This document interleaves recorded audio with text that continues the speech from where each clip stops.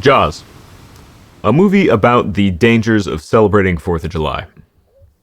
So why are we talking about it? Why are we talking about Jaws? Well, a lot of people might not realize this, but you have likely already played a Jaws campaign. Or at least you've gone on a quest that hits the same notes as Jaws, that is very similar to Jaws, right? Players get into town, there are rumors of a monster that not everyone believes, and then the players begin to investigate. Maybe someone thinks they've defeated the monster, but actually the monster is much larger than what they caught, defeated. And so it's up to the players to defeat the monster and get whatever reward they're supposed to get, right? Save whoever they're supposed to save. That's pretty much Jaws, right? So I think that there's a lot that we can learn from it. It's kind of an elevation of something we've already done before. Before we get into it, though, let's go through the characters. We have just a few in this movie. We have Chief Brody, Hooper, Quint, and the Mayor. Those are our main characters. I see you, Sneaky.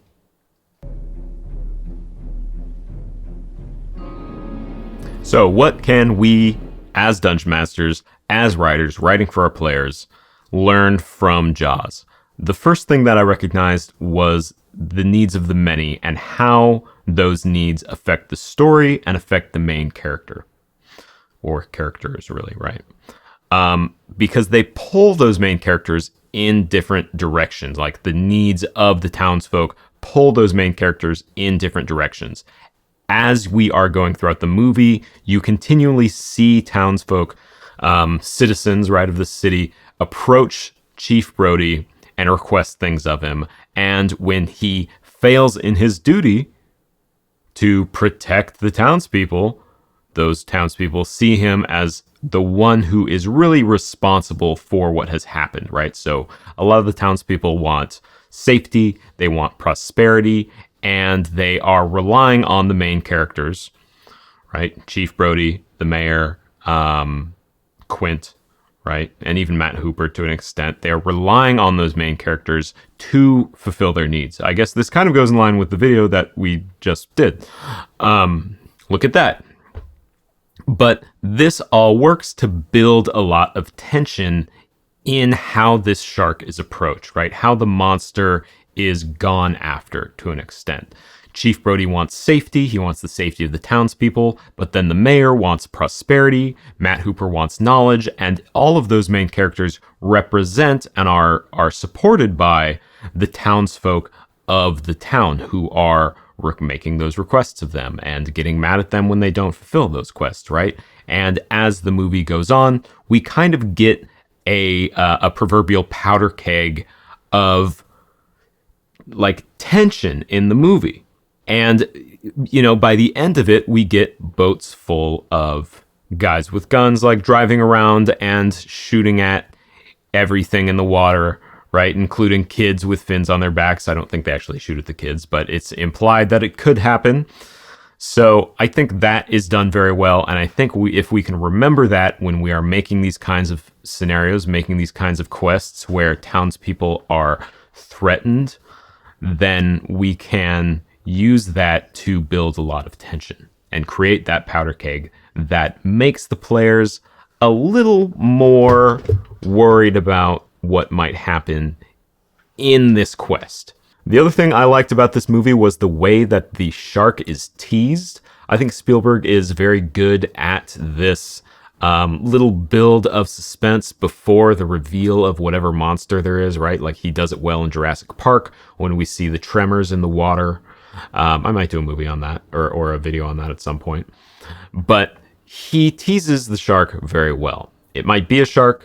It might not be a shark. It might be a boat, right? And then it is a shark. And then the shark is defeated. And then actually the shark was not defeated. And it is much larger than we previously thought.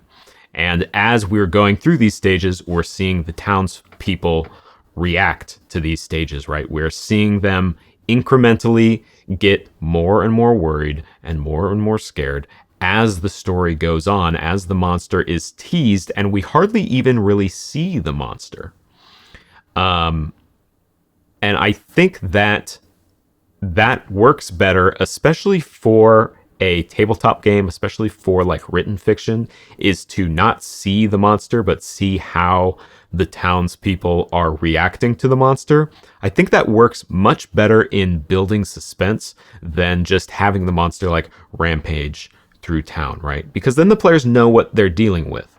But if you start small with the townsfolk not really being worried, a lot of them kind of denying what's happening, and then just up it incrementally, let the monster be seen a little bit more, let the clues kind of manifest, the townspeople get more and more worried, the players will understand that they're on that exponential curve and they will be worried about what's at the top of it. And I think that's something we can learn, right? Is that when we are dealing with when we're making an effort to create suspense around a creature, we need to understand that that curve is very useful to us, because we can't really show like gross, disgusting things the way kind of modern suspense and horror does. There's a lot of shock value in modern horror, but you oftentimes don't get that shock value when you're just narrating something, because we as people are like very visual, you know. If you're a very strong narrator in that, you can. If you're very practiced in that, you can. But I think even in those situations, if you had that incremental or that exponential curve of suspense, right, where the players are worried what's going to be at the top of it, you would have a tenser feeling overall in your game. So I think that's something we can learn. And I think in those moments where the players are finally seeing the monster, if they're finally fighting the monster, because they have been on that exponential curve the whole time, they're going to be worried about the worst that could happen, right? Their imaginations are going to kind of run wild with, well, what is going to happen if we don't defeat this monster? And that's going to be much worse than anything you could have come up with, right? And in that final battle, gives them more to fight over. And this kind of goes to the next thing that I liked a lot, is that they're constantly upping the stakes in this movie, especially from the point of view of Chief Brody, right? And when we start the movie, Chief Brody, he wants to pretty much do his job, right? He is, he wants safety of the town, but you don't really get that during these early points of the movie. He is kind of just doing what he's supposed to be doing. And then as he sees more of these things happening, more attacks, he gets very worried about the town's safety. And then the shark is in the lagoon with his son, and he is very worried about his family's safety, right? That is the most worried he could be. That is the highest stake that it could be raised to. And he is willing to endanger his own personal life to protect that of his family, right? So the stakes are continually going up. They're really going up for everyone, but we see this mostly through Chief Brody's point of view.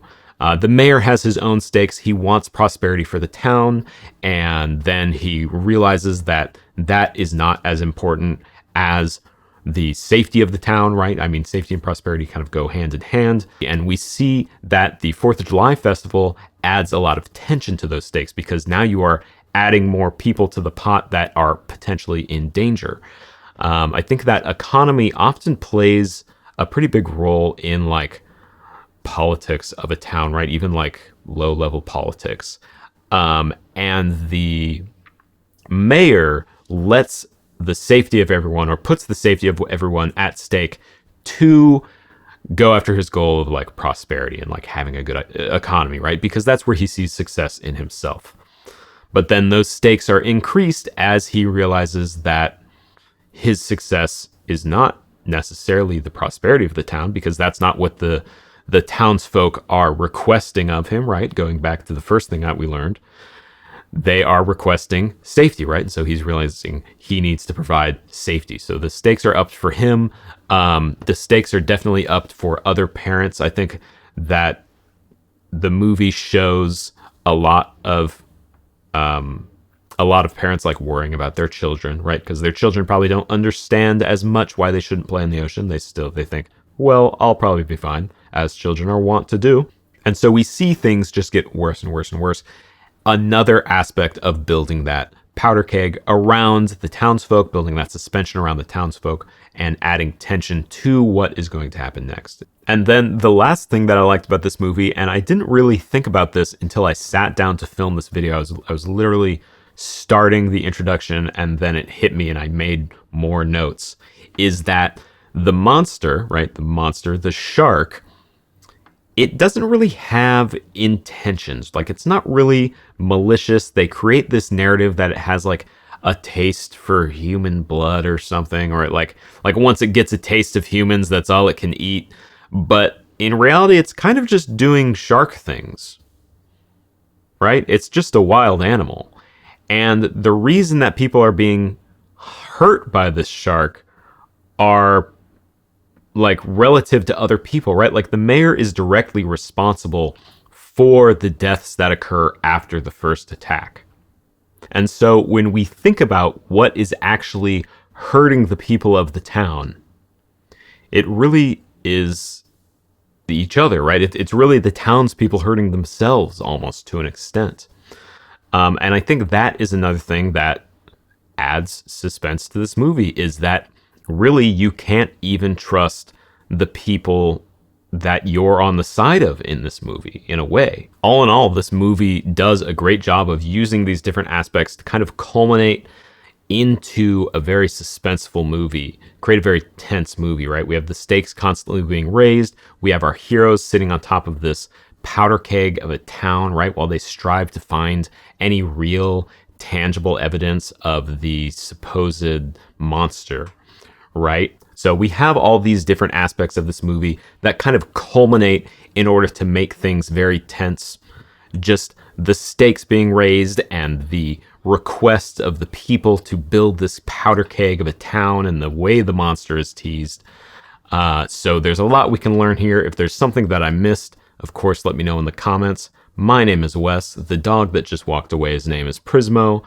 And this is my YouTube channel. On this YouTube channel, I look at aspects of writing through the lens of tabletop gaming in order to see what we as writers can learn. So if that's something that you want to learn about with me, kind of make that journey with me, right, then please stick around. Thank you so much for watching, and I will see you next time.